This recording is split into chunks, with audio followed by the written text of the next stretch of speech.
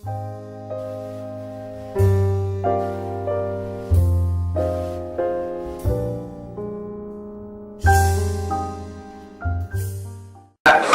media itu memberitakan ISIS dalam kaitannya dengan penyebaran kebencian terhadap kelompok-kelompok lain, kelompok Muslim yang berbeda mazhab, kelompok minoritas Kristen, begitu. Dalam kaitannya dengan penyebaran kekerasan itu, bukan dalam kaitannya dengan perbedaan pendapat. Yang sesuai dengan kode etik saja, misalnya tidak melakukan tadi itu ya, penyebaran kebencian terhadap kelompok lain, misalnya soal-soal gambar yang penuh kekerasan, misalnya orang dibunuh, disembelih atau apa ya. Ada gambar-gambar, kalau Anda lihat beberapa waktu terakhir itu ada beberapa kepala yang ditancapkan di pagar itu, sementara orang ISIS itu kan sangat mengerikan ya. Itu meskipun itu menggambarkan kekejaman ISIS, itu sebagai media itu sebaiknya dihindari gitu ya.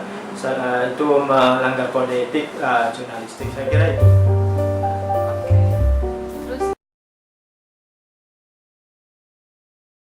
Sejuk yang sejak awal mengkampanyekan konser dengan isu-isu keberagaman, konser dengan isu-isu jurnalisme damai, saya kira kita ya menjalinlah kontak dengan media, mendekati media, kita melakukan banyak workshop bagaimana sebenarnya dalam kaitannya dengan jurnalisme ya, keberagaman tidak ikut-ikutan menyebarkan kebencian gitu terhadap kelompok lain, bahwa ISIS ini adalah kelompok yang itu melakukan kekerasan terhadap kelompok-kelompok minoritas Islam, Kristen di Irak, dan kalau itu ikut-ikutan kita sebagai media ikut membesarkan ISIS di sini, itu tentu saja akan berbahaya bagi kelompok-kelompok di Indonesia, saya kira.